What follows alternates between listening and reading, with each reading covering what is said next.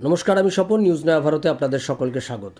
আমাদের পার্শ্ববর্তী দেশ বাংলাদেশে একটি ঘটনা কিন্তু আমাদেরকে খুব নজর কেড়েছে।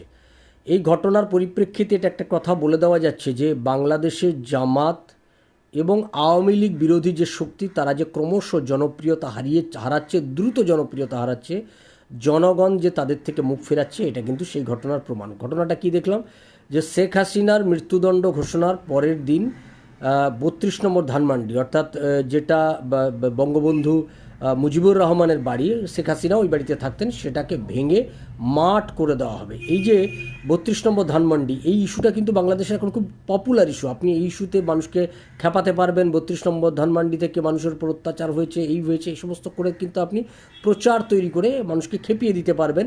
এই কাজটা কিন্তু করা যায়, এই কাজটা কিন্তু করতেই পারবেন।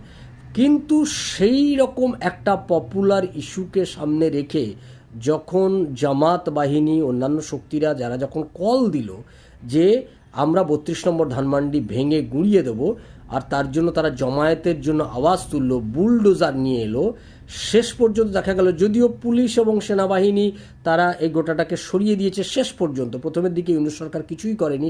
তারা যখন বুলডোজার নিয়ে আসছে, ফেসবুকে সেগুলো দেখানো হচ্ছে, কন্টিনিউয়াসলি আমরা দেখছি, তখনও সরকার চুপচাপ থেকেছে। লোকজন যখন প্রথম থেকে ওখানে জড়ো হয়েছে, পুলিশকে মারছে, মহিলারা পুলিশের জামাদরও টানাটানি করছে, তখনও পর্যন্ত সরকার নিশ্চুপ থেকেছে, এগুলো আমরা দেখেছি। কিন্তু শেষ পর্যন্ত যেটা দেখলাম, ধানমান্ডি ভেঙে গুঁড়িয়ে দেওয়ার জন্য বুলডোজার আনা এবং সেই বুলডোজার নিয়ে এসে লোকজনকে জড়ো করে পুলিশকে, সেনাবাহিনীকে বাধ্য করা, নিষ্ক্রিয় হয়ে যাওয়া, তারপর তারা সেটা ভাঙচুর করবে, মাটির সাথে মিশিয়ে দেবে, এই যে কাজটা তারা করতে গেছিল, সেই কাজটা পুরোপুরি ব্যর্থ হয়েছে। কারণ একটাই, মানুষ আসেনি। যে পরিমাণ জনগণ তারা আসবে প্রত্যাশা করেছিল, তার 10% লোককেও তারা হাজির করতে পারেনি, তারা কেউ হাজির হয়নি। অর্থাৎ এই রকম একটা পপুলার ইস্যুতেও তারা মানুষকে ডেকে এনে জড়ো করতে পারছে না।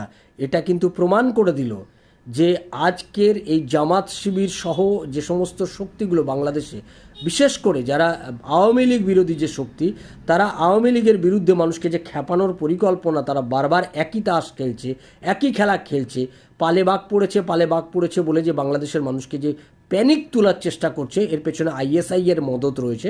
এইটা থেকে যে বাংলাদেশের মানুষ মুখ ফিরিয়ে নিয়েছে, এটা কিন্তু তার একটা বড় প্রমাণ হয়ে গেছে যে বাংলাদেশে এখন আর এই ধরনের নৈরাজ্যবাদী শক্তি কিন্তু আর জনগণের সাহায্য পাচ্ছে না।